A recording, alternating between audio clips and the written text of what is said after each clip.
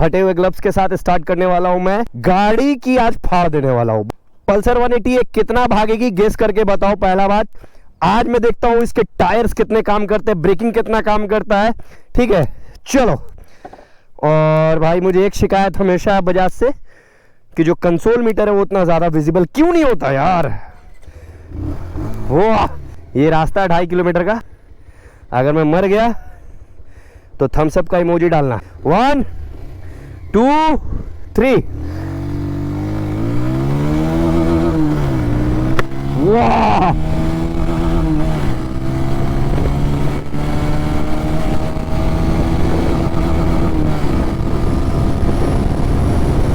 Pulsar 180 क्या speed है भाई।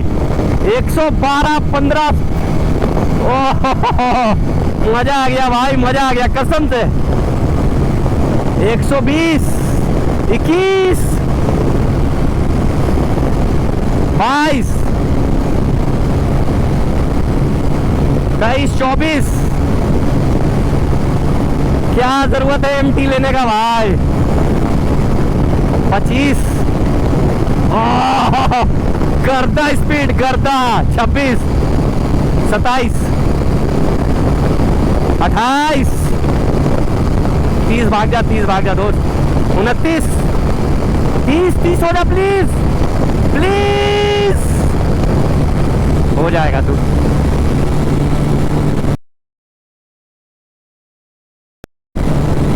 30। वो मान लो मेरी बात, मान लो मेरी बात। पल्सर 180 130 भागी भाई, क्या गजब मशीन है। और पता है सबसे अच्छी बात क्या है, पावर की कमी नहीं लगी। 130 बहुत जल्दी भागी। आप लोग बताना 0 to 100 कितने में थी, 0 to 120 कितने में थी, और 130। मजा आ गया भाई। समझो कि अभी जो MT-15 का न्यू वर्जन है वो 130 भाग रहा है। मजा आ गया 130 देख के। हाँ चलो जल्दी जल्दी बातें कर लेते हैं, अच्छी और बुरी दोनों मिक्स करके। एक तो हो गया भाई इसका टॉप स्पीड 130 का है, और इसका console meter I don't know आपने वीडियो में देखा होगा कि नहीं, विजिबल है कि नहीं। हाँ पल्सर यहाँ पे RC 125 वाला है। आता हूँ। और भाई हैंडलिंग कमाल का था, ब्रेक्स कमाल के थे, और जो अब जो अपडेटेड ब्रेक्स आए हैं वो मज़ेदार लगा मुझे, बढ़िया लगा। इसके अलावा जो पीछे वाला टायर है वो इसको बहुत बढ़िया सपोर्ट कर रहा, बहुत अच्छा बहुत अच्छा।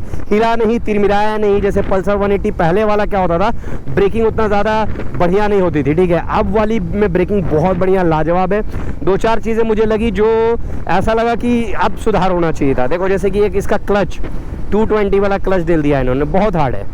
ठीक है, जैसे अगर आप बहुत ट्रैफिक में इसको चलाओगे ना तो आपको दर्द करेगा, या पहाड़ से नीचे उतरोगे ना ऐसे खड़े ढलांग में तो आपको दिक्कत करेगा ये क्लच। ठीक है, ट्रैफिक वगैरह में। इसके अलावा इसका जो गियर शिफ्टिंग है वो थोड़ा हार्ड लगा मुझे। इसके अलावा टायर आगे वाला मुझे लगा कि पतला है। ठीक है, थोड़ा सा और मोटा टायर होना चाहिए। बाकी टैंक वगैरह क्या ग्रिप दे रहा है। ठीक है, अभी थोड़ा सा यहाँ पे कॉर्नरिंग करके देखते हैं। ओ भैया क्या भाग रही है यार, मशीन है यार, बचपन का याद दिला दिया। ओह मजाक नहीं कर रहे हैं, 70 80 100 तो ऐसे ही भाग रही है भाई। मजा आ गया भाई, मजा आ गया कसम से। ओ गजब, सच बता रहा हूँ भाई। अगर 1,45,000-50,000 में ये मिल रहा ना भाई, मत लो यार पल्सर 150। पल्सर 180 लो, थोड़ा माइलेज में कंप्रोमाइज़ कर लो, माइलेज 19-20 कर लो, लेकिन भाई इसको ही लो यार। क्या गजब है भाई, मानना पड़ेगा। ओह दिल खुश हो गया मेरा। सबसे अच्छी बात इसके बैठने का पोस्चर, बहुत ज़्यादा अग्रेसिव भी नहीं है और बहुत ज़्यादा कंफर्टेबल भी नहीं है। मतलब ऐसा भी नहीं है कि आप एकदम आराम से इसे होंडा शाइन की तरह चलाओ या SP की तरह चलाओ, और ऐसा भी नहीं है कि आपको R15 की तरह झुकना पड़ रहा है। बीच में कहीं है, जैसे MT का पोस्चर है ना बैठने का, थोड़ा सा उससे 19-20 है। ये अच्छी चीज़ लगी। दूसरा बात मुझे अच्छा लगा, इसका सीट बहुत कंफर्टेबल है, राइडर के लिए बहुत ज़्यादा स्पेशियस है। ठीक है, इसके अलावा मुझे बहुत ज़्यादा पसंद आया इसका एक्सेलरेशन, जो स्पीड भागा। मतलब अगर आपने 1,50,000 लगाया और कोई गाड़ी 130 भाग रही है एफर्टलेसली, तो भाई हैट्स ऑफ है, बजाज को इसके लिए हैट्स ऑफ है। ये स्ट्रगल नहीं की बहुत ज़्यादा, बहुत ही आराम से भागी और मैंने इसको भगाया 130। और मुझे सच बताऊं, मेरे दिल में एक बात है कि मुझे ऐसा लग रहा था कि कहीं ना कहीं 135 चल सकती है, क्योंकि ये बहुत ही न्यू बाइक है तो उस हिसाब से नहीं है। ठीक है, और बात करते हैं सस्पेंशन का, तो पीछे वाला तो लाजवाब है। अभी मेरा पिलियन बंदा बैठा था, उसने बताया, जैसे अभी मैंने वहाँ पिलियन को वहाँ खड़ा रखा है, उसने बताया कि भैया बहुत ही प्यारा इसका सस्पेंशन है। मैंने बहुत स्पीड में, रफ रास्तों में, टफ रास्तों में, ऑफ रोडिंग में चलाया है इसको, तो मैंने देखा कि भाई ये तो लाजवाब है। और फ्रंट वाला सस्पेंशन भी बहुत अच्छा है, भले टेलीस्कोपिक है। ठीक है, स्पीड में थोड़ा सा आपको स्टेबिलिटी उतना नहीं देगा जितना आपको यूएसडी देगा, लेकिन मज़ा आ गया। तो फाइनल अब चलते हैं ऑफ रोडिंग टेस्टिंग के लिए और ऑफ रोडिंग टेस्ट का रिव्यू देते हैं। आपने इंटरनेट पर अभी तक इन्फॉर्मेशन देखा होगा ना, वो बस वही पुराने वाले इन्फॉर्मेशन ही हैं। इवन की प्राइस भी अपडेटेड नहीं है, लेकिन हम लोग पे प्राइस आ चुका है। 1,22,23,000 रुपये का एक शोरूम प्राइस पे मिल रहा है। और पता है, इसमें 2-4 चीज़ें मुझे लगा कि हाँ और भी अच्छा हो सकता था। जैसे हेडलाइट वगैरह का थ्रो तो अच्छा लगा मुझे, एलईडी लाइट से। देखो अब जैसे मैंने पिलियन बैठा रखा है, ये देखो, ये मेरा भाई पिलियन बैठा है। भाई वो गड्ढा वड्ढा कैसा लग रहा है? उतना नहीं पता चल रहा है, सुन लिया खुद ही मुझे।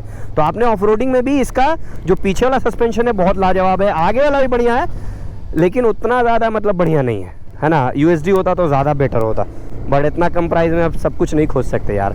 लेकिन पल्सर 150 या अपाचे 160 लेने वाले हो तो आप ये गाड़ी ले सकते हो। अपाचे 160 जो नया वाला वर्जन आ रहा है 120 से ऊपर नहीं भाग रहा वो, ठीक है। पल्सर 150 जो नया वाला वर्जन आ रहा है वो भी 118, 120, 115 तक रह जा रहा है, लेकिन ये 130 भागा, तो ये कमाल की बात है। और सबसे अच्छी बात कि आपको जो इंजन का ट्यूनिंग है वो स्मूथ हो गया है थोड़ा। मतलब बजाज के अगर कोई भी आदमी ये वीडियो देख रहा है तो भाई एक चीज़ फटाक से जाके ठीक करो, इसका गियर शिफ्टिंग और क्लच। गियर शिफ्टिंग थोड़ा सा मुझे ऐसा लगा कि हार्ड है, और क्लच भी हार्ड लगा मुझे, है ना, हाथ दर्द कर सकता है। बाकी स्मूथ गाड़ी है यार, ओहो हो क्या प्यारी गाड़ी है। खास के मतलब छोटे रास्तों में, पतले रास्तों में अच्छा चल रहा है ये। ऐसा नहीं लग रहा कि बहुत ज़्यादा वज़न है, बहुत ज़्यादा वैसा नहीं, लाइट वेट। मुझे मेरे ख्याल से ये अब इंटरनेट पे बहुत ज़्यादा इन्फॉर्मेशन नहीं आया, तो उसके हिसाब से 154-160 किलो के बीच का इसका वज़न होगा। 152-160 के बीच में वज़न होगा। आप लोग बताना कितना वज़न है, वज़न मुझे पता नहीं चल पा रहा है। बट स्पीड में स्टेबिलिटी देखा तुमने, दूसरी गाड़ी रहती तो हिल डोल जाती, हिली डुली नहीं ज़रा सा भी। तो ठीक है ना भाई। और ये कोई ऐसी गाड़ी नहीं है जो मतलब अभी 2-4 महीने या 1 साल से चली आ रही है। ये ऐसी बाइक है, और दुनिया में बहुत कम बाइक ऐसी बच गई है जो पिछले 15 साल से सेम जैसी दिखती है। तो उसमें पल्सर 180 भी है, और एक लेजेंड सेगमेंट है 180 का। एक्चुअली देखा जाए तो 180 सेगमेंट में बहुत ज़्यादा गाड़ियाँ कामयाब नहीं हुई है। जैसे कि हॉर्नेट को भी देख लोगे तो कोई खास कामयाब गाड़ी नहीं है हॉर्नेट, 180 सीसी वाली, है ना। अपाचे 180 भी कोई बहुत ज़्यादा लोगों के पास नहीं देखी है मैंने, ठीक है। तो उसी तरह से पल्सर 180 है। ये बात शौक की है कि अगर आपको शौक है एक ऐसी गाड़ी की जो अलग दिखे, मतलब पल्सर 180 कितने लोगों के पास होगी? 100 लोगों को गिनती करोगे तो एक के आदमी के पास भी मुश्किल से होगी शायद। तो उसी तरीके से भाई ये यूनिक गाड़ी है, एंटिक गाड़ी है पल्सर 180। और अब तो भाई इसमें लाजवाब लग रहा है। अब देखो, ओह थोड़ा सा इसका आवाज़ सुनो, रॉ आवाज़। अरे भाई बड़ा अच्छे तरीके से ये ओवरटेक करा। देखो अपाची है ना, और इसका देखो ग्रिप, रोड पे जो भाग रहा है, दाएं बाएं हो रहा है, हैंडलिंग हो रहा है, लाजवाब है भाई। आहा, गियर शिफ्टिंग थोड़ा सा मुझे तकलीफ लग रहा है। बाकी देखो अगर तुम जूते पहने हो मोटा, मतलब राइडिंग गियर्स पहने हो, या ऐसा जूता पहने हो जो चमड़ा वमड़ा का है या अच्छा जूता है, तब तुमको कोई दिक्कत नहीं आएगा गियर शिफ्ट करने में। लेकिन हवाई चप्पल में इसके साथ गियर शिफ्ट मतलब चेंज करोगे तो थोड़ा दिक्कत आएगा। और क्लिप एंड हैंडल बार, तो एक और चीज़ अच्छी है देखिए, जैसे इसमें मैं बोल रहा हूँ बार बार कि रोड पे इसकी स्टेबिलिटी पहले से अच्छी हो गई। क्योंकि देखो पहले ये बदनाम थे कि रोड पे स्टेबिलिटी अच्छी नहीं है, और रीज़न बता देता हूँ, क्योंकि जो वज़न है वो आगे की तरफ ज़्यादा है इस गाड़ी का, ठीक है। क्योंकि अब तो ABS भी आ गया, ठीक है, मेरे ख्याल से 2 पिस्टन का ABS तो हो गई, तो वज़न और आगे की तरफ हो गया है।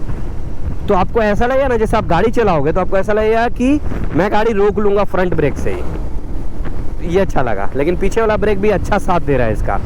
और टायर पहले पतला आता था, तो अब सही टायर साइज सही हो गया है।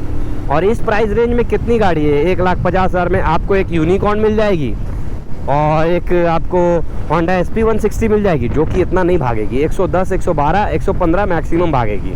तो वो जो थ्रिल है वो उन दो गाड़ियों में आपको मिसिंग मिलेगा। बाकी 1,50,000 में इसी की पल्सर N160 मिलती है एक। तो भाई पल्सर N160 में जो आप वो मॉडल खोजोगे जो मतलब इसके प्राइस रेंज में होगा 1,50,000 के लगभग, तो उसमें सब कुछ आपको नहीं मिलेगा। तो पल्सर 180 अगर आपको लेना है तो बेस्ट है भाई ऑप्शन। बाकी इंजन की रिलायबिलिटी पे बहुत काम किया गया है इसका। BS6 लाया गया है नॉर्म 2 के साथ, इसमें दो आपको ऑक्सीजन सेंसर दिए गए हैं। तो अब आपको थोड़ा ज़्यादा स्मूथनेस भी फील होगा और माइलेज भी ज़्यादा अच्छा मिलेगा। पहले क्या होता था, पल्सर 180 जो लेता था बोलता था भाई 30 का माइलेज दे रहा है, 28 का माइलेज दे रहा है।